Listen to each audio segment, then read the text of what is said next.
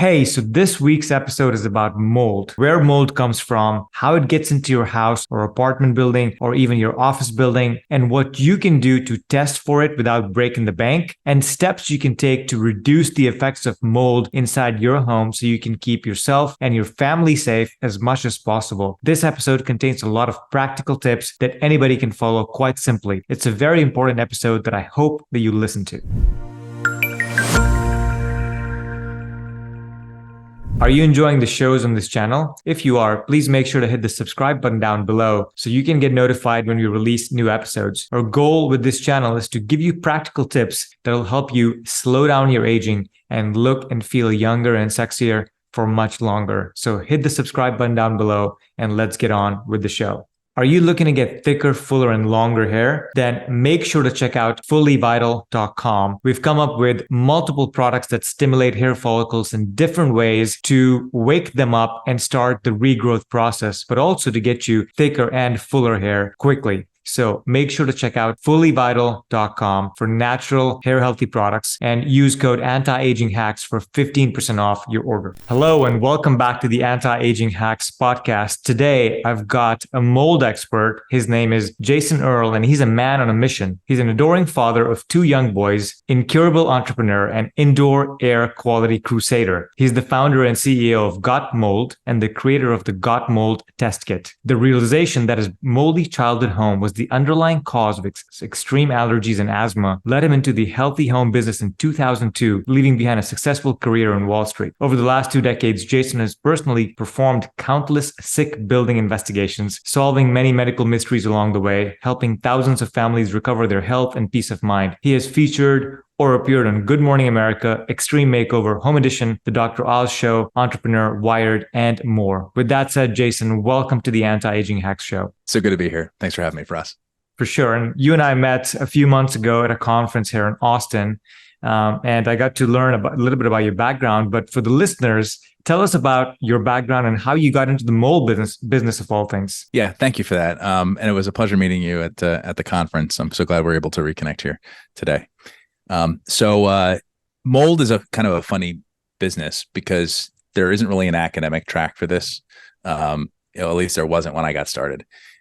So it's sort of a multidisciplinary field, right? Because you have to understand a lot about buildings and then the human biology and how those things interact. And then of course the microbial side of things. And so there's no straight line to learn all about this. And so as a result, most of the people that are doing great work in this space tend to come to it from a perspective of personal experience where they've kind of fumbled around and learned to either help themselves or someone that they love and care about navigate this subject, because it is very confusing and there's a tremendous amount of misinformation on the internet. I would argue that probably 95% of what you read online is false.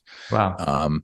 Because largely it's driven by people that either have a financial ulterior motive to sell you something that may or may not be an actual solution, or there's a lot of fear from both people that are selling stuff, but also people that are experiencing it and have yet to find a resolution. And so those tend to be the noisiest voices. So my story, backing up, began when I was a little kid. I was almost 4 years old, living on a little hobby farm, essentially an animal rescue facility in central New Jersey, right next to Princeton. And I had lost a lot of weight in a 3-week period, about 30% of my body weight in total, according to my parents. And I was having difficulty breathing. So they took me to the pediatrician who said, you really need to take him to Children's Hospital, which is a renowned respiratory clinic in Philadelphia. And so they did. And the initial diagnosis, based upon the symptoms that I was presenting with and the my family history, was that I had cystic fibrosis, which is a terminal illness. Certainly it was a death sentence back then. It's more treatable now. But it hit my dad particularly hard because he had 4 of his cousins die from CF before the age of 14. So wow. This is something that was already on their radar, right? They already knew that this was a risk. And so it was their worst nightmare coming true. And I have a 4-year-old boy, and even telling that story now gets me a little misty eyed, It chokes me up a little bit. Because they cried for 6 weeks while they waited for a second opinion. And thankfully, and evidenced by the fact that I stand here today at 47 years old, I did not have CF, do not have CF. Rather, what I had was asthma compounded by pneumonia, which was also my first big dose of antibiotics, which we can dig into later. It's got some relevance. And I tested positive for every single thing that they tested me for allergies. So it was one of my formative memories where they wrap you in I was a toddler, so they wrap you in like a papoose or like a straitjacket for toddlers. I don't know how else to describe it, with an open back. And I remember the smell. This is really like a very vivid memory for me, and I don't recall anything prior. And then they draw a grid on your back and essentially test you with all these antigens. And my dad said I look like a ladybug with just a big red swollen back and dots all over it. Jeez. And I tested positive for grass, wheat, corn, eggs, dogs, cats, cotton. So my clothes were itchy, soybeans. And I was surrounded by all those things in great abundance. We lived on this little farm surrounded by cornfields and soybean fields and dogs and cats and grass and wheat and corn and eggs and all that stuff. And so I essentially lived on inhalers until I was about 12, at which point my folks split up, and I moved out, and all my symptoms went away. And it wasn't instant, but it was fast enough now in retrospect that somebody probably should have connected the dots, but instead it was just chalked up to what they call spontaneous adolescent remission, which is a fancy medical word for we don't know what the hell happened. And my grandfather had also had a similar remission of his asthma when he was a kid. And so we just chalked up to that. Papa grew out of his asthma, and so the same thing happened to you. And so fast forward a little bit, my mom died suddenly. And this is also relevant for the story. She committed suicide when I was 14 in that same house. And then I was diagnosed with Lyme disease a year later, which is a very common co-infection, or you could so call it a overlapping disease. Mold illness and Lyme disease often occur simultaneously for reasons we can dig into, and that are still poorly understood, but there's enough out there that people are starting to understand a little more about that. And then I was essentially forced to drop out of high school because I missed so much school because of my mom's death and Lyme disease, that I ended up working full time at the gas station right by the train station in our town, where I met a guy who came to recruited me to come work for him on Wall Street. So this is a story for another podcast. But I was 16 and he recruited me, and I went to go work with him. And a year later, I unknowingly became the youngest licensed stockbroker in history with a Guinness World Record. Wow. I've got on my wall here, but that and $1.50 will buy you half a slice of pizza in New York City these days. So, but I did that for 9 years, and I had a really nice career, and enjoyed myself until I didn't. And that was right when the dot-com bubble burst. And I quit a month before September 11th, which was good timing. I commuted through that building every day for the better part of a decade. Wow. And I decided to go on walkabout. I went traveling. And while I was away, I ended up in Hawaii. I was on Oahu in the shadow, literally, of the Hilton Kalia Tower, which is their Hilton's flagship property in Oahu, on Waikiki Beach. And if you've ever seen postcards of Waikiki Beach, there's a hotel with a rainbow on it, and that's the building. And I was reading a lot of local newspapers. I had a lot of time on my hands, and there were lots of stories about this building, which had been shut down for a big mold problem. Initially, they thought it was about a $500,000 problem. And then as they began opening the walls, as is typical with hidden mold issues, especially if it's caused by a building defect that traps water in the walls, it's like Pandora's box. And so it went from $500,000 to $5 million to $55 million in total remediation costs. Yeah, it was insane. Jeez. So it was really big news. It was actually international real estate news, right? Nobody who was in the real estate business was unaware of this at the time.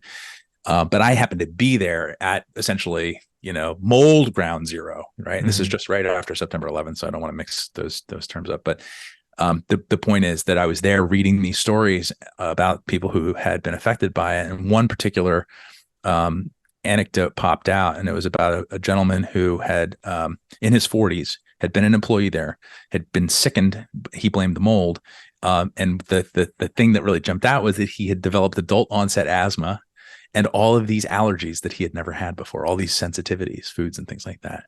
And it was like a light bulb moment for me, right? I immediately became curious. I thought, geez, I wonder if that was my problem at home, right? Because we knew nothing about mold. I mean, I was a 1970s kid, right? There was no awareness whatsoever.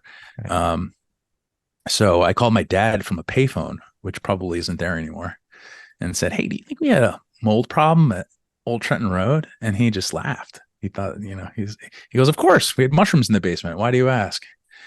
And I said, "Well, do you think that was what made me sick?" And he goes, "Well, it couldn't have helped." To know my dad is to love him. I mean, that's a typical 1970s parent, Um, so I immediately became fascinated with the idea that the buildings that we live and work in can actually make you sick. And later, I became more fascinated with the idea that the buildings that we live and work in can actually heal you, that they can actually contribute to wellness. It's just like a vitamin deficiency can contribute to disease, and a well-nourished body contributes to wellness, right? But we always think about the disease part instead of the wellness part, so that began a mission 20 something years ago now that I'm still very much on, and that curiosity and passion and enthusiasm for healthy buildings and for mold. I mean, honestly, mold is a fascinating subject. It's one of these things that the more you think, the more you learn about it, the more amazing it is. And people have it wrong in the sense that they vilify mold. Mold's not doing anything to you; it's just doing its thing. The fact is that you create an environment that's conducive to its growth in your house. That's your problem. It's not trying to attack you. This is not a personal thing. It just happens to be that we live in we should cohabitate on this planet in a healthy balance with fungi. And when there's an imbalance, fungi is very, very opportunistic, and it will move very quickly. So anyway, I came back to New Jersey, armed with some curiosity, a lot of time on my hands, a little bit of money. And decided to take a job working. I found an ad in the New York Times looking for a salesman for a basement waterproofing company that happened to be doing mold treatments. And I was like, oh, wow, I can, earn while I learn a little bit here. And within, weeks, I saw these guys were just a bunch of thugs using chemicals instead of cleaning, and leaving homes often worse than how they found them. And, I came to this from a very personal perspective, right? If I wanted to just make money, I'd still be on Wall Street. So I wanted to work towards, what I now call benevolent capitalism, doing well by doing good, while having a great time doing it. And that was my mission. I wasn't interested in doing anything else. And so, shortly thereafter, I recognized that as with all environmental hazards, lead paint, asbestos, things like that, in the beginning, it's a wild, wild west situation. Everyone's out there and trying to make as much money cleaning this stuff up. It's very, it's expensive, so it's profitable. And but over time, what happens is regulations kick in, and when they do, they invariably say you are either an inspector or you are a remediator, and you need to be one or the other. And so licensing kicks in and things like that. And that's because there's a lot of room for abuse in these things. If you have to test an environment to get paid, then you can skew those results to get paid. And so there needs to be some sort of checks and balances in there. And so I recognize that because on Wall Street, I had done some environmental investing. And so I already was aware that was going to happen at some point in the future. I didn't realize how far in advance. I didn't realize how early I was. Honestly, I thought, well, this is just a no-brainer. It's obvious. I mean, but it's not so obvious until recently, honestly. And so I decided to start at night. I was doing a lot of research, and I was taking classes wherever I could, and building science classes and stuff like that, and doing a lot of self learning, a lot of autodidactic kind of stuff. I mean, I had the moisture control manual and the building science guidelines in my bathroom for like bathroom reading. My girlfriend once was like, "Why do you have these books in your bathroom?" I'm like, "Oh, I'm a nerd." I'm a nerd, yeah. So I decided to start doing inspections for free at night to help people out, mostly like friends and family, people I knew. I lived in my New Jersey pretty much my whole life, and I didn't have enough knowledge to really feel comfortable charging people. But over time, I started to really understand this a lot more, and people started saying, I really should pay you for this, and so I let them set the price, and that became a mold inspection company. And right around that time, I heard about a guy who trained mold dogs specially trained to sniff out hidden mold in buildings. And I thought, man, that is just crazy enough to be brilliant. Let me go down and check it out. And I went down to Florida and met this guy named Bill Whitstein, Florida Canine Academy, and he trained dogs to find termites and bombs and drugs and you name it, everything. And so he just trained the first mold dog, and he introduced me to her Oreo, this 2-year-old little lanky black lab who'd spent 2 times on doggy death row, and he'd put her through 1,000 hours of training. And I did not expect to come home with a mold dog, but I did. Oh, you bought her. Okay. Bought her $14,300 later. I was on a plane home with a mold dog. So here I was, the youngest licensed stockbroker in history with a mold dog, and my parents and everyone else thought I had lost my mind. Yeah. But before you knew it, man, people were like, wow, he's really onto something, because within a few weeks of me being back in New Jersey, Channel 6 Action News contacted us, and they said, we heard about you and we want to come in and do a piece. I was like, awesome. This is great. I hadn't even really set up a business yet. This is amazing. And I didn't realize it, but they were coming to debunk me. They thought I was snake. They thought I was some sort of a charlatan. Sure. So what happened was I ended up, they hid mold in the house. And instead of us fumbling around, we actually found it in like 3 minutes. And so instead of us getting debunked, they actually endorsed us. No way. Nice. Yeah. So we ended up with this onslaught of local doctors and some consumers who had seen this, and they've been suspecting something was wrong. And so one particular case, this mother and daughter who'd been gone through the mill, and the little girl had been hospitalized dozens of times, and mom always suspected it was mold. We went in, found it, got it remediated. She got better. We did it again. She got better. But she was so extreme in her disease that that became a Good Morning America episode.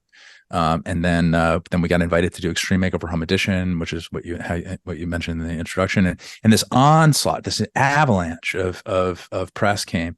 And so that company ultimately, and it was like a trial by fire thing, because at that point I got so busy that I became, I was doing 4 and 5 inspections a day, and we were just swamped. I was so busy I couldn't even hire someone. And so I learned so much, mostly from the dogs. Honestly, Oreo taught me where mold hides, and so I learned about buildings through the perspective of a dog's nose. Wow. And it was absolutely the best thing I ever did. And so over time, that business was always very good to me, and it also was very good to the people we served. But it always bothered me that the people who needed us the most are the ones who couldn't afford us. And there were a lot of people outside of our coverage area that we couldn't support. So people would often ask if there was a mold test kit that we could recommend. And so I was unable to direct them to anything that I had confidence in. And so, people kept asking me that. And if 100 people a day come up to your door and knock on your door and ask you for apple pie, you'd be a fool not to start making some apple pie. Yeah. And so that's exactly what we did. And we created, in partnership with some of the best scientists in the industry, the Got Mold Test Kit, which is at this point the highest quality, low cost, do-it-yourself at-home kit on the market, which we launched last year. And it was really to answer this one concern, which is that my own parents could not have afforded to hire 1-800-GOT-MOLD. Mm-hmm. Right. And so here I'm starting a company to help families navigate this situation. And the very same thing that my family went through. And yet I made it was cost prohibitive. And by the way, this is industry wide. It wasn't my company that was too expensive. It's too expensive for most people to get mold testing done. It's the average inspection is $1,500. Mm-hmm. And so the mold test kit is something that my parents could have and would have probably purchased. And so anyway, that's what it comes down to. Is my mission in life, it turns out, is to help democratize the healthy home, to make not only the tools available, but also the knowledge. So this is one of the reasons why I'm so excited to be here with you today. Yeah, beautiful. Thank you for sharing. I honestly haven't had that much experience with mold. I didn't really bother to research that much about it in the past because I wasn't affected by it, or so I thought. And then recently I've had a friend that I see quite regularly, and he's gone through, like you said, mold and Lyme together for a number of years. And it's been very, very challenging just to hear him talk about it, and all the research he had to do in health and wellness and all the biohacking that he had to do just to come to a place now where he feels healthy. And still he worries about his health, because he's like, what if it goes back to where it was? And so I didn't know that mold was a pernicious problem, or it could be for people. Or let me ask you this, how does mold impact the human organism? So you said it's all around in the environment, a lot of forests, trees, everywhere. There's mold in the air. So why does it go bad? And what are the symptoms of it when it goes bad? Well, I mean, there's a big answer and there's a bunch of smaller answers. And so I'll kind of I'll try not to go on and on about this, but basically mold is it's essentially the precursor to decay. It's the beginning of decay. And so the simplest way to explain this is that decay is something that we have a visceral repulsion to, right? Think about feces or vomit or a dead animal on the street when you walk past it. Right? This is a really powerful thing, right? That people get sick from. They nauseous and a visceral repulsion is the best way I can say it. And so we are, I think, evolutionarily tuned into that. And so, and what does our body do when we get exposed to these kinds of things? It tends to shut things down, right? To protect it, right? And so that's what sinusitis is. Your sinuses close down, asthma, right? That kind of thing.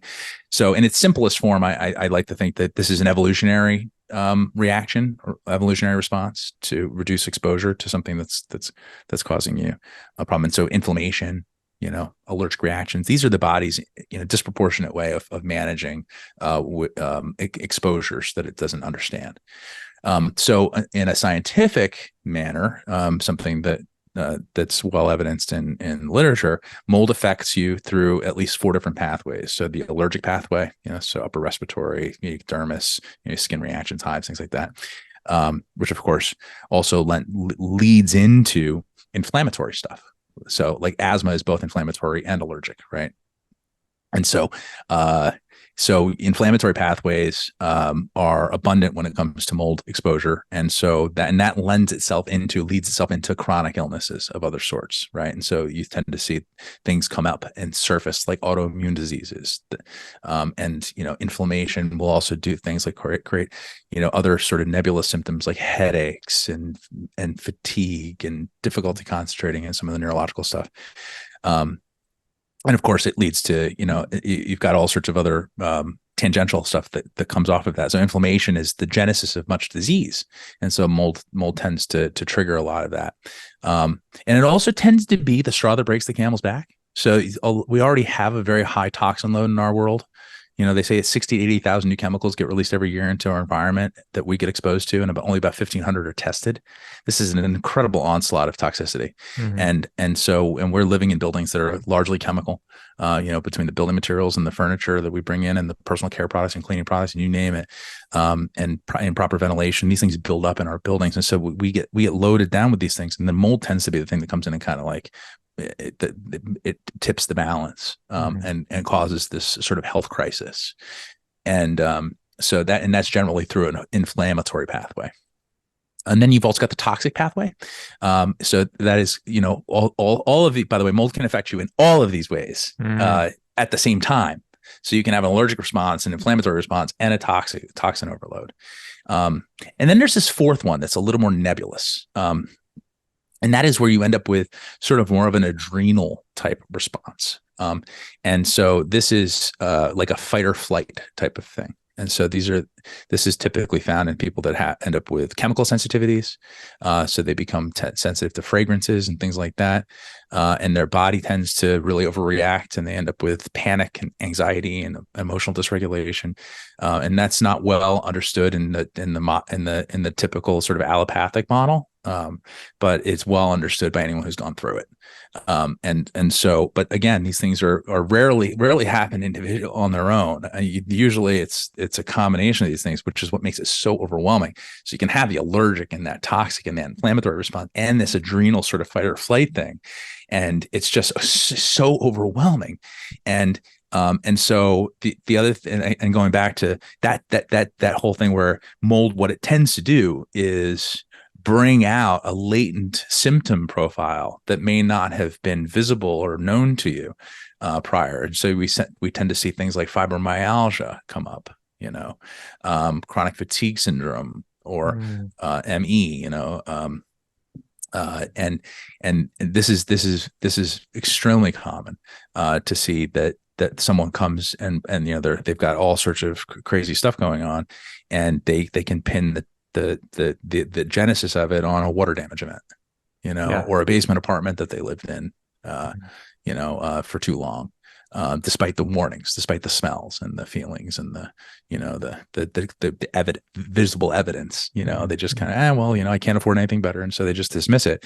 But then that load becomes overwhelming that their body just goes, "Oh, you got to make a change here." Mm. And so my experience has been that most people know when something is wrong. They don't just listen. They don't listen to the signals. They Yeah. ignore them for Yeah. whatever reason. Wow. So the bottom line is that mold affects you in many, many different ways. It affects everybody differently. And that's actually one of the reasons why there's no regulations around tolerable levels or acceptable levels, because it's a lot like, peanuts in the sense that some Mm-hmm. people love peanuts and can eat a lot of them. I mean, I can eat a half a jar of peanut butter at a sitting and, shouldn't do that, but I can and often do. And there are some people that wouldn't even be able to be next to me or let me breathe on them without an anaphylactic reaction after I have my peanut butter. And so, there's this wide spectrum, and mold tends to have something that has a sort of a similar spectrum in the sense of, the sensitivities. And there are some people who can live in a black cave and seem to have no material health problems. But what's funny is that when you get those people into a healthy environment, suddenly they start saying, wow, I'm really sleeping through the night. I'm not as pissed off at the world. And, my skin, I had this crazy skin issue that's not here anymore. And you realize that the person who was unaffected by that moldy building was affected. Their idea of their baseline health had gone so low that they thought that was normal. Right. And that once absent that chronic exposure, suddenly they reorder and they breach equilibrium. And suddenly these things start falling away and they go, oh, wow, I've got energy and I can think straight. And, I'm not fatigued to the point, where I can't even get out of bed. And so it affects everybody differently. But I've never seen a situation where if you expose someone long enough that they're not significantly affected, it will eventually, given enough time, it will break anybody down. Okay. Got it. Good to know. Thank you. So let's now understand, you mentioned buildings and how mold is in buildings, and presumably homes are buildings as well. So it's in there. Let's say that some family is moving into a brand new home, just built, let's say today, completed, or a brand new apartment building, if that's what they're doing. So how does the problem of mold even start when there was nothing to begin with? Is it the rainwater that's coming in, seeping through? Is it a leak in some kind behind the wall somewhere? That starts it all, but like, how does it start and how does it spread and how quickly does it spread? Well, so new construction, there's a whole bunch of issues with new construction. Number one is that buildings are built outside, right? They're not built inside unless you're doing a prefab and you're building in a factory and then assembling it on site, which is, by the way, a good strategy if you've got the budget and the concern about this, right? So building indoors and then moving it outdoors is actually better than building it outside, and takes on weather. And then when you finally get a sunny day and you're ready to go, put up the siding and put on the roof and stuff, well, stuff's still wet.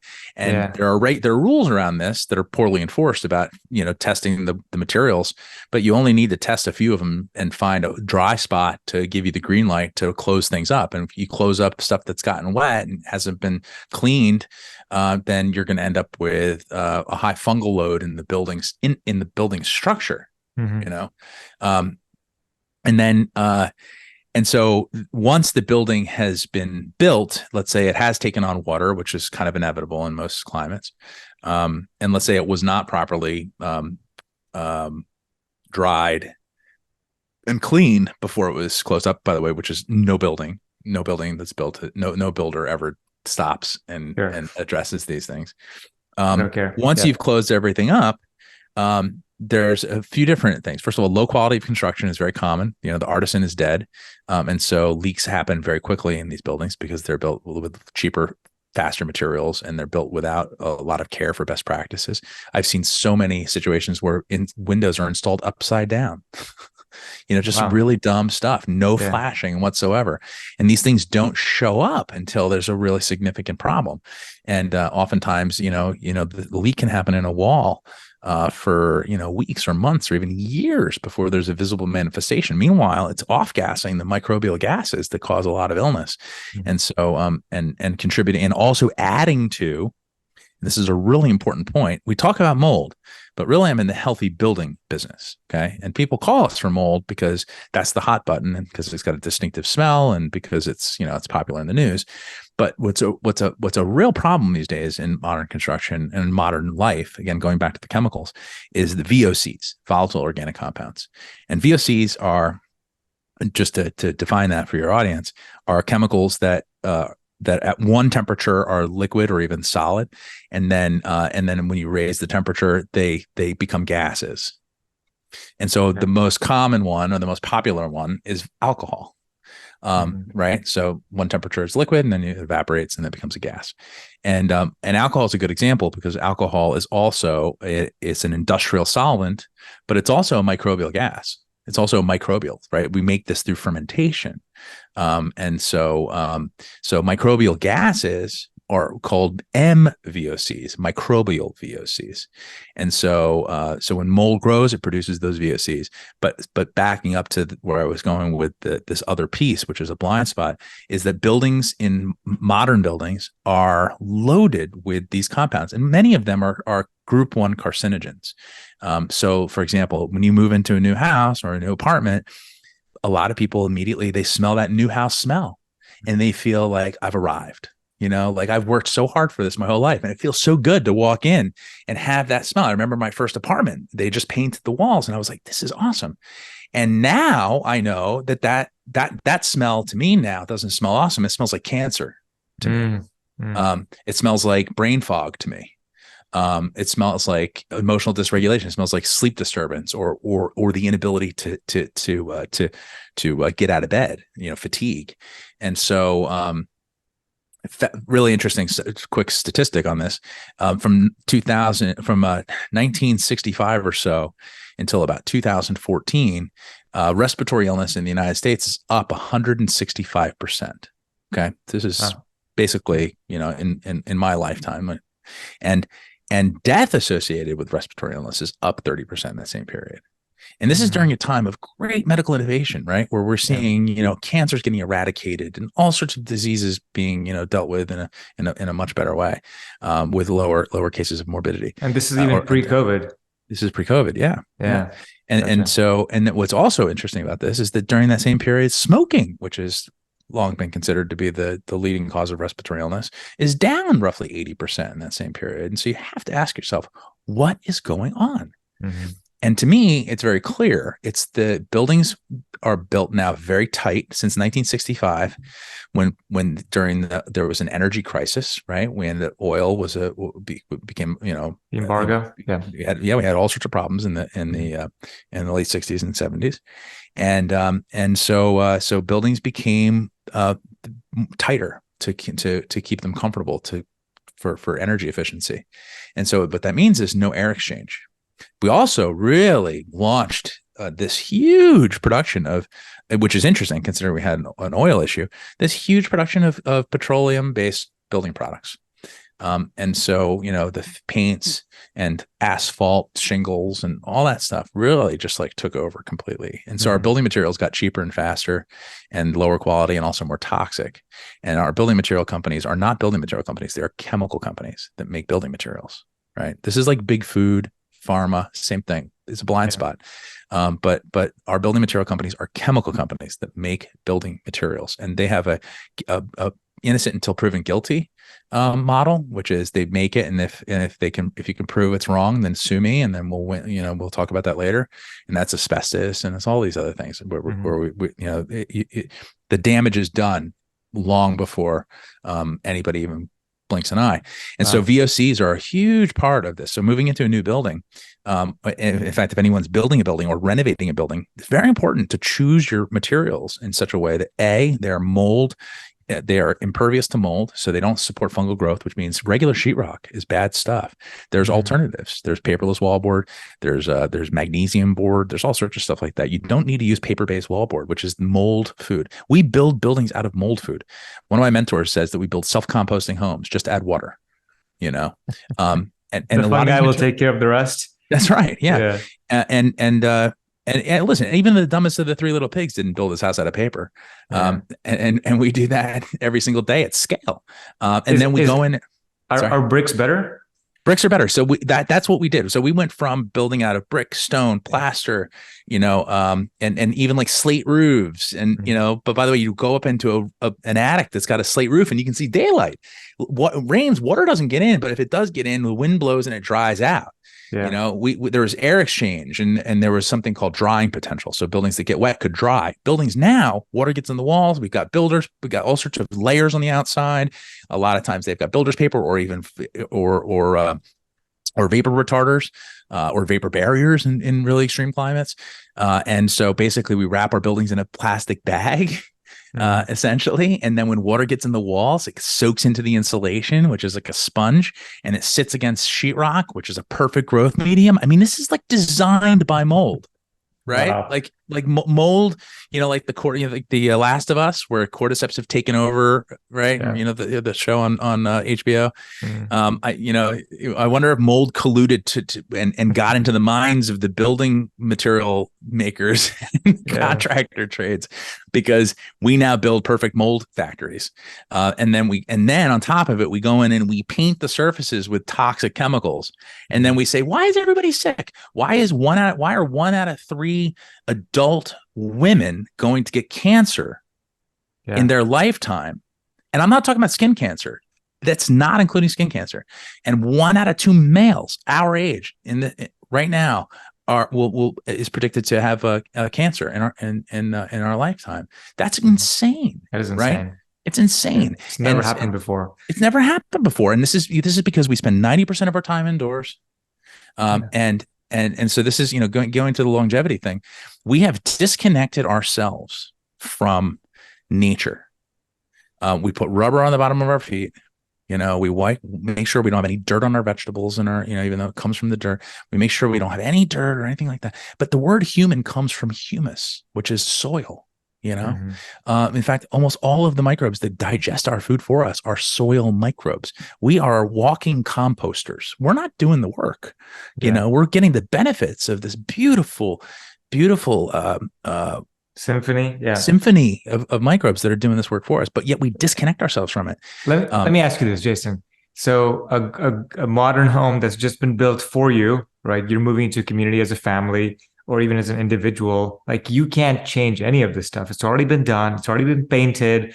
It's it's the food. Drywall is food for the mold. I get it. What can you do as soon as you move in to reduce this? Can you just air it out for 3 days? Is there ways to mitigate the damage as much as possible and still enjoy the new home, or are you doomed? Well, okay. So there's a few things there too. So number one is, unfortunately, these things take 5, in some cases, as long as 10 years to off gas. It's a really long process. And so, but there are things that you can do. So when you have an air quality problem, and this is regardless of the type, so it doesn't matter whether it's mold or VOCs, which are the big ones, you have 3 things you can do. You can either fix the source or remove the source. So in a case like where you've got painted walls and floor finishes and stuff like that, you're not removing the source, right? I mean, this is just not realistic. You're not going to take all the sheetrock out, all the hardwood floors, or the carpet. And by the way, carpet's a major problem. Everyone smelled that new carpet. It's just unbelievable, right? Like the fact that that's even illegal is appalling. And so, and by the way, if the government wants to really reduce healthcare costs and balance our budget and all that stuff, the first thing they got to do is ban carcinogenic chemicals and building materials used indoors. I mean, give me a break. It's a dumb thing. Why would you allow indoors? I'm saying indoors, building materials that are used indoors in residential or even any building. Really, we should not be. There should be an absolute immediate moratorium on any carcinogenic chemicals being used in buildings. It doesn't make sense. It's just on its face. No one could disagree with this. Yeah. So I agree with you 100%. Carpets are bad short-term and long-term. Yeah, the carpets are bad short-term and long-term, because when they first put them in, they off gas, and when you keep them there for a long time, they harbor allergens. So they are literally a sponge. You can never clean carpet properly, and if you try to shampoo it, you're actually introducing moisture into it, which exacerbates it, and also oftentimes adding chemicals to clean. By the way, there's no such thing as chemicals being used to clean, because it leaves behind a residue. Clean does not leave a residue. Clean doesn't have a smell. These are the things these are false narratives that the cleaning industry has pushed on us.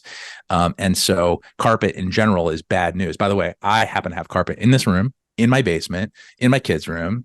This is, we buy these houses. They have a legacy. We don't all have huge budgets. And so sometimes you have to make the most of it. So going back to the 3 things you can do with an air quality problem, you can remove the source, or you can dilute, which means to bring in fresh air from outside. And so that's difficult if you live in a place where, that basically sounds like opening windows. And that is an answer in some cases, but if it's too hot, too cold, or too humid outside, that's not really a proper solution. But there is equipment you can put in for that. And I'll circle back to that. And then the third thing you can do is you can filter the air. And so that means, physically getting filters that will actually remove these pollutants. HEPA filters only take out particles. Carbon takes out gases. So the solution for an air quality problem in modern buildings has to have both. You have to have a HEPA filter to take out the particles, and you have to have the carbon to take out the gases. And the carbon has to be replaced on a regular basis because it gets saturated very quickly. Are there many companies selling those types of filters and There are. purifiers? Okay. Yep. There's a IQ Air is probably the most well known, and they've got probably the highest quality product. I don't really love the company these days because of management, but I love the product. Okay. Health Pro Plus is the unit, and also Jasper and a few others. Okay. Air Doctor is great. Medify Air. So these are all very good companies. Awesome. So going back to what you said about opening windows, and you were going to come back to it. Is it a matter of opening a window for 20 minutes a day, or are we talking 6 hours a day? As much as possible, for two reasons. First of all, you want to dilute the air from outside, but also you want to bring the outside in. A big thing that we do in our culture, again, going back to the humus and humans, and the fact that we've disconnected ourselves from our true heritage, which is that we are of the earth. True. We're earthlings, right? Yeah, right. We are literally. So we somehow or another separated ourselves from nature. It's probably the original sin, is to think that we're somehow different or above it. And the tool that's used for proper ventilation for buildings that have an air quality problem that cannot be easily remediated, where the source cannot be removed, is something called an energy recovery ventilator. There's also another version of it called a heat recovery ventilator, and they have nuances between the two. But essentially, what they both do is exhaust stale air or toxic air. And then bring in fresh air. Now you think, well, I can just do that myself, with a ventilator, but you can't, because what you're doing is blowing out all your energy. You're blowing out your heat, or you're blowing out your air conditioning when you do that, and you're bringing in air that's unconditioned. And what these units do is they have a way to a heat exchanger, and they're able to transfer the energy from the air going out into the air coming in, and also filter it, and also deal with the using like desiccant wheels and things like that to be able to capture the moisture and manage the humidity. So if you can do this in really humid climates down in your neck of the woods. I've consulted with a few people that have put ERVs in their buildings, and the idea is that you're getting air exchange, you're turning it over so that you're able to at least dilute the fresh air.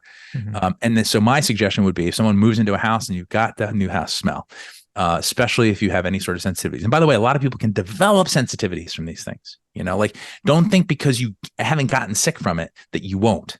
These are cumulative things. We breathe 13 to 15 times a minute, which means 20,000 times a day. You have to think about every single breath as a dose, and understand that air is never neutral. It's either life-giving and detoxifying and supporting longevity and a robust high quality of life, or it makes you sick. There is no neutral. And it's a really important point. People think that there's some sort of some zone in the middle where they can just ignore stuff, and it's not true. This takes a proactive mindset.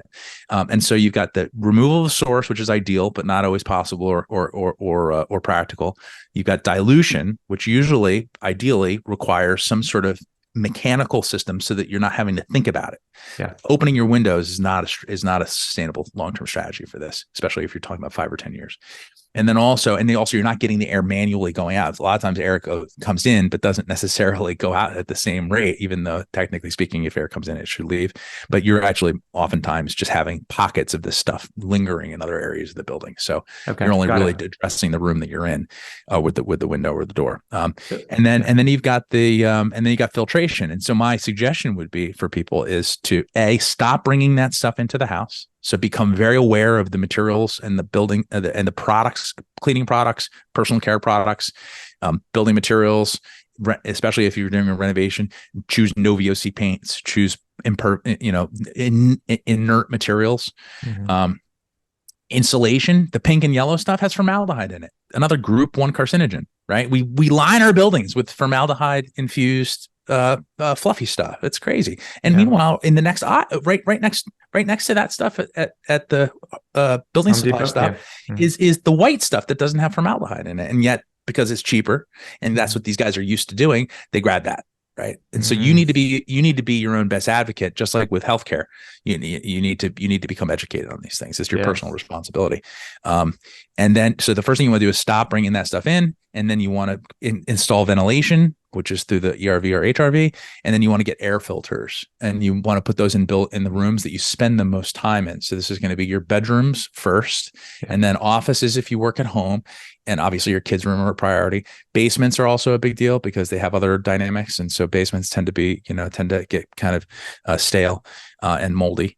And then of course, any common living space. Got it. Thank you. Great tips. Let me ask you this. So we said carpets are bad. What about wood floors or cement floors? Which is better out of those two? It depends on whether the wood floors have been pre-finished, if they've been finished with a polyurethane that is off-gassing. What you want to do is, again, choose either materials that have been accredited by or certified by the Green Guard, which is a really good resource, greenguard.org. And so and you also want to you would just want to research that if it's been finished with what, again, no VOC, and if it's not been finished, then you want to make sure that you only finish it with a material that will not contribute adversely to your air quality. And then the way it's installed is also really important, because there are adhesives that can be pretty nasty, and underlayments that tend to be kind of nasty. And so again, you need to shop for both adhesives and underlayments that don't have these chemical components. And so I love hardwood. I think it's great. Of course, I also like to see that it's taken from a sustainable place. So you don't want to be using, rare stuff. I think, you want to use things that are sustainable for the planet, as a side note. And then concrete is great. And for different reasons, but concrete can also, again, I would finish it with something that's no or low VOC. And then also what's nice about concrete is that you can do all sorts of fun stuff with it in terms of adding textures to it, and you can also install radiant heat into it, which is also nice. But so it just depends on the application. It depends on the style you're going for. But in all cases, there are things that you can choose that will help make it more sustainable and healthy. I forgot to ask you about tile as well, which is a common thing used for floors. Is tile better or worse than wood floors, concrete? Same kind of thing. There are tile, at least, doesn't have its own, generally speaking, doesn't have any sort of, it tends to be inert, but it's installed with things that can be pretty noxious, right? Mastics and things like that. Right. So you want to look for mastics and adhesives that don't have a high VOC profile. Got it. Yeah. And like from a homeowner standpoint, or somebody that's trying to build a home, it's very interesting because the wood brings a sense of warmth to the house. Carpet even more so, because you feel good when your feet are on carpet. It feels really amazing. Oh, you're about to jump into bed. It feels very relaxing. Wood, less so, but still warmth. Concrete is just stone cold, just cold, right? It just doesn't feel like a home. It feels like I'm in an industrial building. What am I doing here? So it's how comfortable you feel. But also, I think health is a higher priority than how comfortable you feel. So you got to make those decisions for yourself. But you've given us a lot of great tips. Now let's talk about moving from a new building completely that doesn't have any problems, to maybe a building that's 10, 15, 20 years old, maybe 30 years old. What can you expect if you're moving into an apartment complex that's 30 years old, or you're working in an office building that's also pretty old and you have no idea what's going on behind the scenes?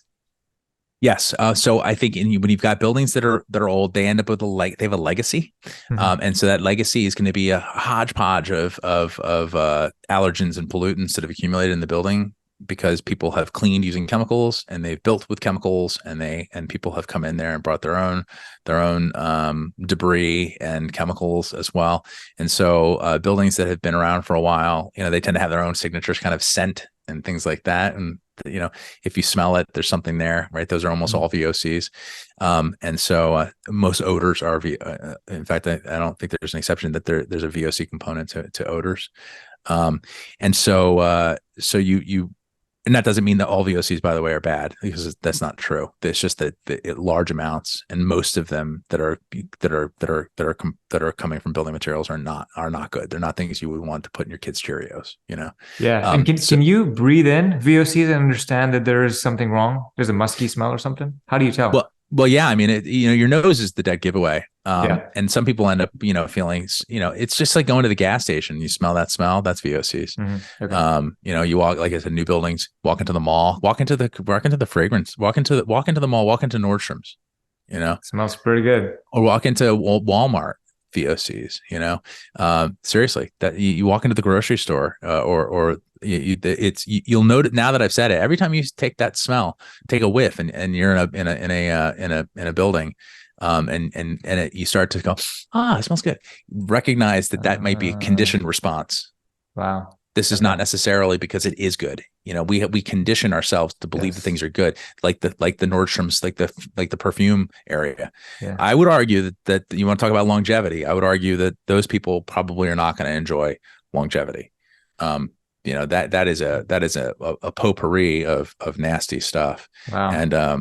And so, yeah, no, I'm constantly trying to convince Sarah to take a closer look at her personal care products, because they allow all sorts of stuff in there. The regulations around that are very, very loose. Yeah. And like people that are painters, my goodness, man, they don't care. They're in there. The fumes are coming off the fresh paint. It's wet. It's coming off, and they're just doing their business. I'm like, oh boy. Sorry, I cut you off. So you were talking about existing buildings that are 30 years old. And by the way, those people actually enjoy that. You get a buzz off of that stuff. Make no mistake. I mean, there's another side to that too, which is that there's a little bit of a, mind altering. Yeah. So where were we? Just talking about buildings. Older buildings. Yeah. Okay. So those old buildings tend to have this incredible legacy, especially if there's carpet and things like that, right? I mean, literally, a carpet is essentially a forensic accumulation of everything that's occurred in that building. You can never really clean a carpet. Wow. There's been studies on this, and the amount of effort it takes to actually clean a carpet is well beyond the efforts that anyone ever puts into it. And so, there is that's one of the reasons. That's one of the ways that people solve crimes. Or law enforcement solves crimes. Carpets is a treasure trove of clues. Oh wow! Yeah, that's DNA and everything else. So in those cases, again, air filtration is your best friend. These are things that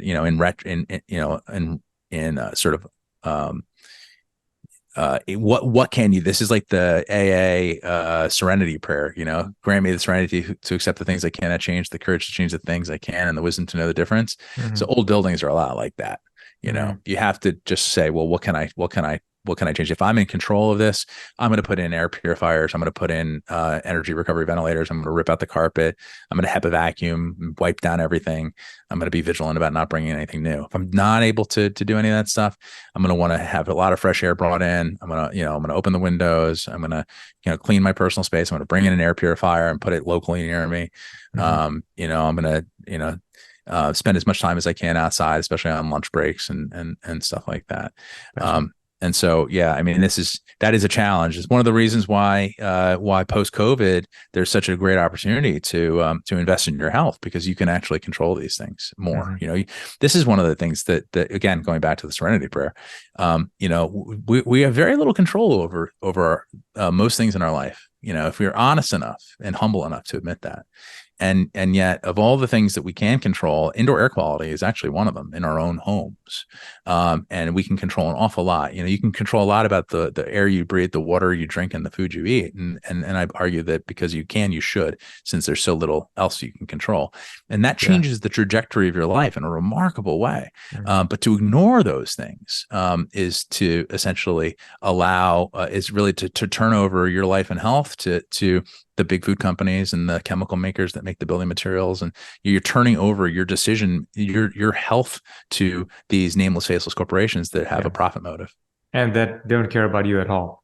That's it. Not at all. You're just the bottom line. Quarterly earnings. Totally.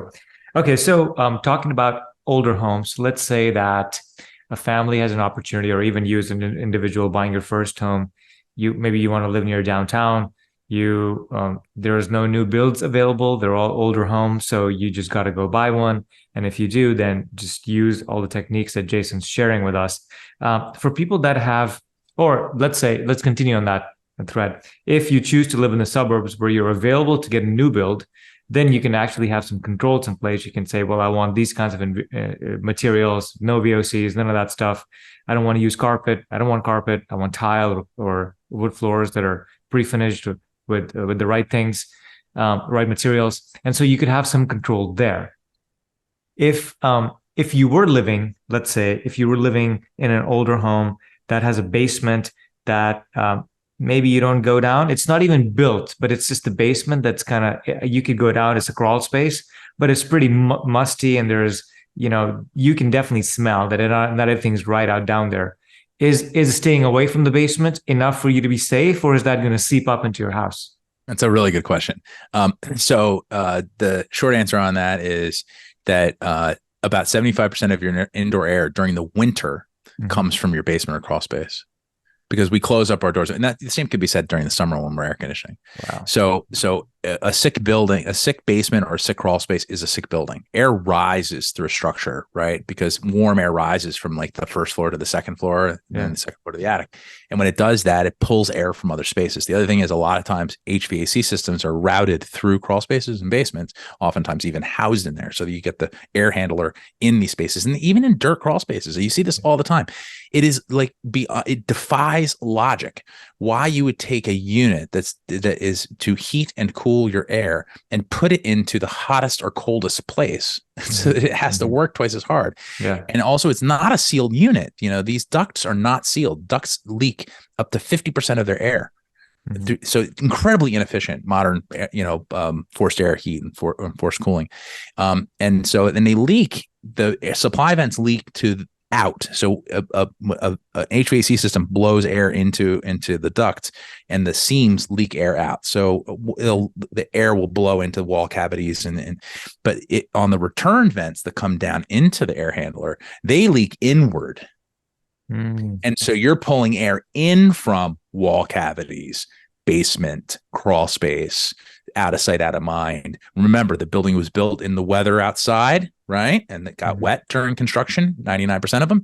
And so as a result, you're pulling in all that stuff and redistributing it through your HVAC system. And so, crawl spaces, really bad. Crawl spaces, especially dirt crawl spaces, are a building defect, period. They're a building defect. Would you go as far as say that never buy a house that has an unfinished basement or a crawl space in there? I'd say a crawl space, especially a dirt crawl space. Now, I would say never say never, because there's a lot of buildings that you can go in there and you can fix that. And so the way you fix that is you have to pour a slab or install a really thick poly vapor barrier with taped seams. You close the crawl space up to the outside, believe it or not. So you block the vents. This is very counterintuitive. And most people actually they think the vents allow the ventilation. What it does is it lets warm moisture come in, and then you get condensation inside the crawl space. And so actually what you do is you clean it, you get the water problem fixed. So if there's any puddling or whatever, you get all the moisture, you get direct the water away from the foundation, you close those vents up, you line it with plastic or put a slab down, and then you heat and cool that crawl space. Once it's been cleaned and dry, and once it's clean and dry, then you heat and cool that crawl space just like you do the rest of your house. And that also will increase, if you've got the HVAC system in the crawl space, it will make that system work so much more efficiently.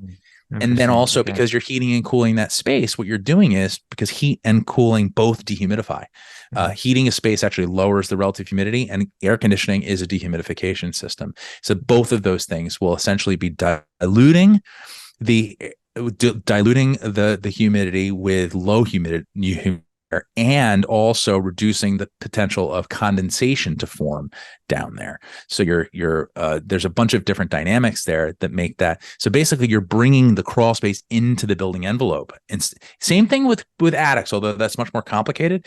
Attics, people often put their HVAC system in the attic, and especially during humid months or in places like down in Texas. Oh my God. I mean, they get so much condensation and mold on those units. It's unbelievable. And why they do that, it blows my mind. I mean, it's job security for us, but it's terrible. Where should somebody, let's say I have the option to build a new home, and let's say I'm picking a prefab home even, where should I put the HVAC unit so there's no, or as little damage as possible to me and my family? In a conditioned space. in the So conditioned. yeah, whatever. So it could be in a closet on your, basement's fine, but you've got to have Yeah. that basement be heated and cooled. And Which so means that it's got to be finished for the most part.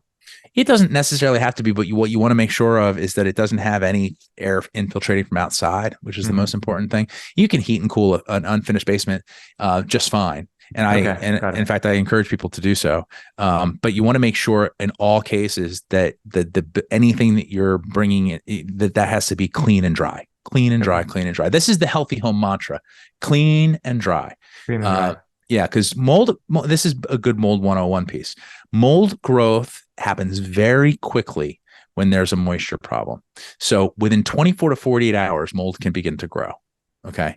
And then within 72 hours, according to the industry standard, anything that's gotten wet and stayed wet should be treated if it's moldy, even if it's not visible. So what does that mean? In essence, if you have a water damage issue and you've got 24 to 48 hours to get to it, so that you can actually deal with it yourself before getting in the insurance companies involved. And you can do that for free or for cheap.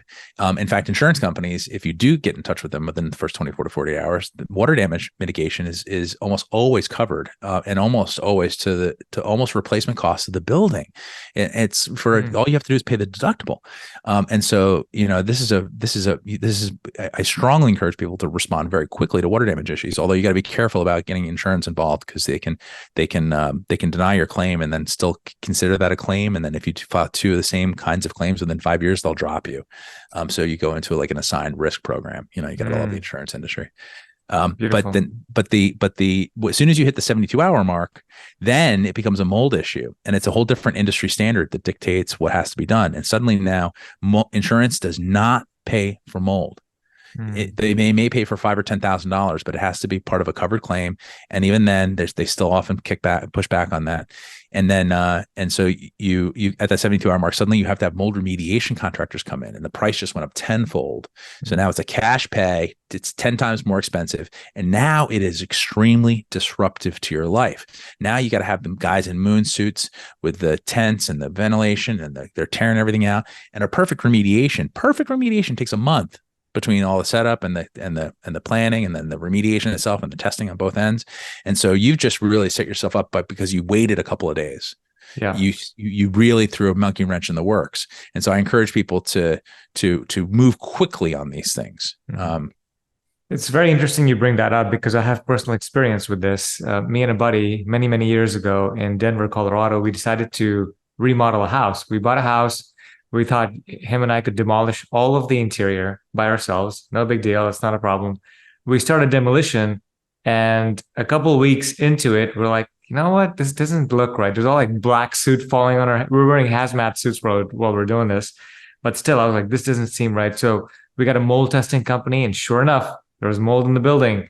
And so they covered it up with all that plastic or whatever. And they were just blowing wind into it. And there's like all these air purifiers going on. And it cost us a lot of money, a lot of money. There was a project manager that was overseeing the project that cost us 10 grand just to oversee it, not even the remediation portion. So I have personal experience, and I don't want to go through that ever again in my life. It was very painful and also very costly. So very good to hear. Now, let me ask you a couple of quick things. I want to get to your gut mold and what you do and how you help people real quick. So the thing is, there's different areas of the country and the world. Some have less moisture, some have more. I've lived in Denver, super dry. Now I live in Austin. There's moisture in the air. Houston's even worse, right? LA, not so bad. It's actually by the ocean, but it doesn't seem like the humidity is that high.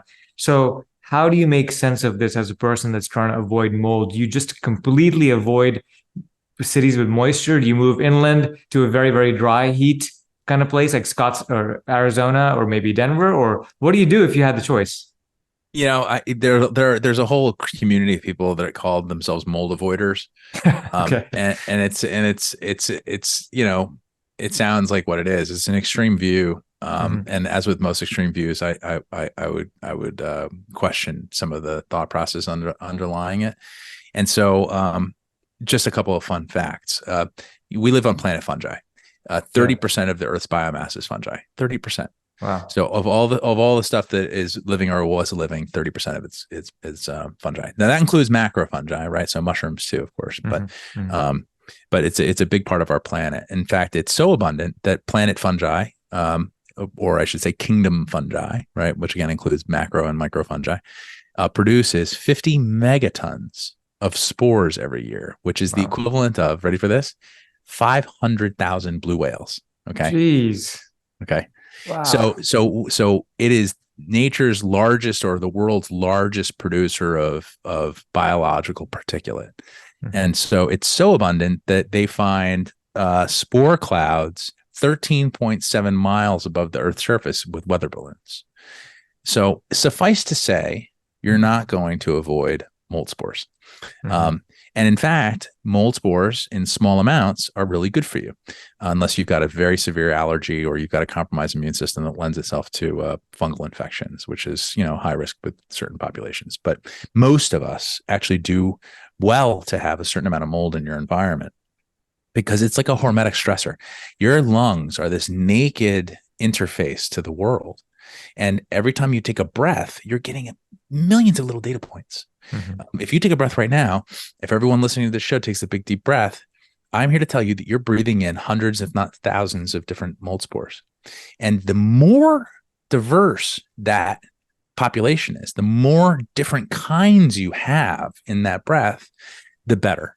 The data on this is really very strong, that houses or buildings that have a high microbial diversity, which means that they haven't been sanitizing and over HEPA vacuuming and over HEPA filtering stuff, right? So they've got a very healthy robust microbiome, have much lower cases of asthma, allergies, and autoimmune disease. So more microbes and more types of microbes, but none growing in your house. See, this is the key, right? Yeah. So, and then the opposite is also true, where you've got these buildings that are hyper sanitized, and the HEPA vacuum, that you test the air and there's nothing.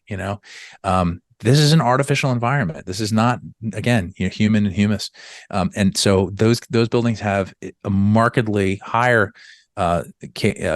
incidence or predilection towards proclivity towards higher cases of asthma, allergies, and autoimmune disease. And in fact, they're even saying autism now. And so the reality is that we need these things in our world. In fact, fungi, I mean, listen, without mold, we'd be in big trouble. The reason we have oil and coal is because for a while on this planet, we didn't have fungi. And so when trees died, they didn't get decomposed. And so imagine if these things weren't decomposing, we just have dead plants all over the place, just laying there, right? It would be a big mess. Yeah. So this is a normal part of a healthy environment. And much of our immune system is driven by fungi, and in and around us. This is like nesting ecologies, that we've got a microbiome around us in this building. We've got a microbiome on us and in us. And as soon as we think that we need to eradicate this stuff is when we go off the rails. What we need is a coordination of these things, and we need to control the environment in our building, specifically around moisture control. Mold is not the problem. And this is a really important point. And this is a good way to kind of wrap it up. Mold is not the problem. Mold is a symptom of a problem. Mold is a symptom of a moisture problem. In all cases, if you have a moisture problem, a mold problem, you have a moisture problem. In all cases, if you have a moisture problem, you're going to end up with a mold problem. So the key to this is being vigilant about preventing moisture problems and then responding to them quickly when you do. And if you do that, then you're way ahead of the game.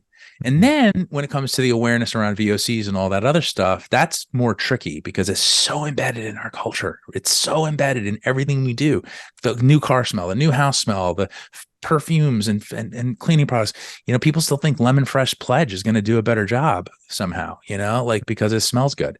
Or when, these are false narratives we've bought because that was sold to us.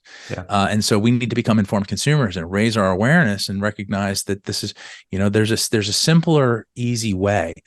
It's just, I shouldn't say it's easy. There's a simpler way. That's not so easy because you have to become educated and you have to be discerning. I'm not suggesting anyone be afraid of these things. On the contrary, I think fear is the enemy. Yeah. I think fear actually contributes to the diseases that these things cause. But I do think you have to become discerning so you simply can be well informed and make better decisions for you and your loved ones. So you go, nope, that's just not for me. It's not that I'm scared of it, right? Mold is not trying to hurt you, people. I'm here to tell you, mold is not trying to hurt you. If it wanted to kill you, you'd be dead already. Mold is much smarter than us, and it's much more focused, and it's got a lot more time. In fact, I would argue that when you get that musty smell, it's a signal from the building telling you that there's something wrong. It's actually a benevolent thing, right? You're being told in a very gentle way that there's something that needs to be attended to, much like a pain signal in your body, right? So if you shift your perspective and recognize that we're guests here, this is Planet Fungi, and our job is to make sure that our environment is good for us, but not good for that, so that we can keep it in our yard. You know, it's supposed to be doing it. If it's breaking down leaves and twigs in your yard, it's doing its job. If it's doing it in your living room, not so much. Yeah. Well, that's a beautiful way to wrap that up. So let me get to yourself, your company. Tell us about Gut Mold. How do you help people diagnose mold problems from their home, or even like take next steps to remediate them? Sure. So thank you for that. So at gotmold.com, we offer the highest quality at-home do-it-yourself test kit available. It uses a technology known as spore traps, which are the industry sort of go-to testing method used by professionals worldwide. And essentially what happens is when you want to have your house tested for mold now, before the Got Mold test kit, rather, you'd hire a professional. It could cost you $1,000 to start, and the sky's the limit. And after they do their inspection, they're going to generally bring out a tripod with a air sampling pump. It's a calibrated scientific device, that interfaces with these air sampling cassettes, and these cassettes capture the airborne particles, spores, pollen, things like that, and then that gets analyzed at a lab, and it always requires an outdoor air sample, and then the indoor samples are compared to it, because again, mold spores should be coming from outside, and we want to know what's normal in that environment, and so that's known as the spore trap methodology. So the problem with that is that you have to find someone who you trust, and you have to be able to afford that. And there's lots of conflicts of interest, and there's lots of people that will use that data kind of against you in the sales, and to sell you remediation that you may or may not need. And so the motivation behind the test kit was to create a device that would allow people to safely test their air using the same devices, because it's a simple device, but without any of the concerns about those conflicts of interest and things like that. And so instead of that $1,000 calibrated air sampling pump, what we did is we created one that looks like this. And so this costs a lot less than $1,000. It comes with every one of our test kits. It interfaces with these cassettes, which I just dropped on the ground. This is a spore trap. So the air gets drawn in through this inlet. It gets pulled through, and then it's a built-in 5-minute timer. So it's a very quick test. You do an outside air sample, as I mentioned, and then you sample in the rooms that you're concerned about. You put the samples back into a prepaid mailer, which goes to our lab partner, which is Eurofins, the #1 lab in the world. And then they do the analysis. And within 3 business days, you get a nice color-coded report that explains in green, yellow, orange, or red, very simple, intuitive, with an intuitive interpretation, the degree of concern that was found. And then there's also the raw lab data which is organized in a very easy to understand way, which classifies water damage type molds as well as common dominant background molds. And it's very easy to understand, even a layperson. And then our third page has resources for people to take next steps, including links to the trade association, which trains and certifies mold inspectors, as well as another one that trains and certifies mold remediators. And then we also have an ebook that we give out. And so, and I'll get into that in a second. But essentially, with Got Mold, our mission is to empower people with the tools and knowledge they need to make better decisions about the air they breathe. So in most cases, I would say we're probably more of an education company that happens to sell a test kit instead of a test kit company that uses content as a marketing tool. Because I believe that there's so much misinformation out there that if we can help clear the air, no pun intended, on a lot of this confusion, then people can do a lot on their own. They don't, I'm not saying that our test does not replace a professional. It never will, and it couldn't. But it's not necessarily the best first step for most people. So what we want to do is create a very cost-effective first step to give people the knowledge they need or the data that they need to determine whether or not an additional step is necessary, which may include hiring a qualified inspector. And we educate people about how to find a qualified inspector, and what questions to ask, and how to avoid the conflicts of interest, and also how to hire hire a mediator. And so we do a lot of that in the ebook, as well as on our website and our learning center, which I highly encourage people to check out. And so actually for your listeners, what we did was we created a welcome page.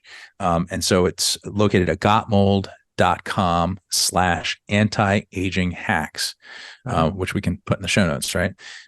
And so, so the, at that page, you'll find a link to download the ebook, which is How to Find Mold in Your Home. And it's filled with inspection checklists and FAQs. If you follow that book around, take that book and follow the instructions and go around your house, you will learn more about your house than you ever imagined. And that's what a good inspector does, is they come in and look at places in your building that you just walk past all day, every day.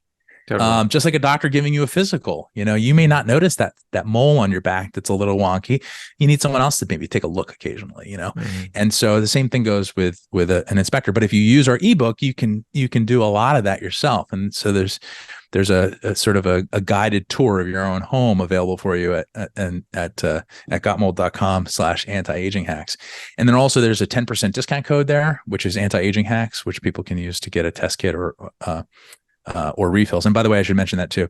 So when you buy a test kit, we have 1, 2, and 3 room kits. All lab fees and shipping are included. Our 3-room kit's $299 all in. So there's nothing else you need to purchase or pay for. So it's very affordable. Yeah. And then once you have the kit, you send in the cassettes, you still have this. And so what you get to do is you get to keep this, you pop the batteries out so that you can use them for something else. And we include batteries with the kit, by the way. But you pop them out, use them for something else. And then when you're ready, if you want to retest again, you can buy refills, and they're $50 less. So a 3-room refill is only $249, less than $100 a sample. And again, all lab fees and shipping are always included. So there's nothing else to purchase or pay for. Beautiful. Jason, thank you for providing the service, man. The questions you've answered, the things you brought up today, I haven't even thought of in a long time. And I think people, individuals, families, this is the age of us taking power back, and not just listening to whatever the news says or some health experts say. You've got to figure out health on your own. We already know there's no one diet for everybody. There isn't one health protocol that works for everybody. So we've all got to become detectives and get to learn more about our health and become more discerning as we move forward in this new world. So thank you for doing what you do. Go to getmold.com/anti-aging hacks. Get that 10% off. Get the ebook, more importantly. Learn about what's going on in your home. And if it makes sense for you, then order the kit so you can be sure you have a safe home. It's safe for your kids. It's safe for yourself. There's nothing lingering that's going to cause you long-term damage as we move along. Because if we want to live a long, healthy life, you've got to be healthy now to live that long life. So with that said, Jason, thank you very much for coming on the show. Really appreciate it, man. Thank you, Faraz.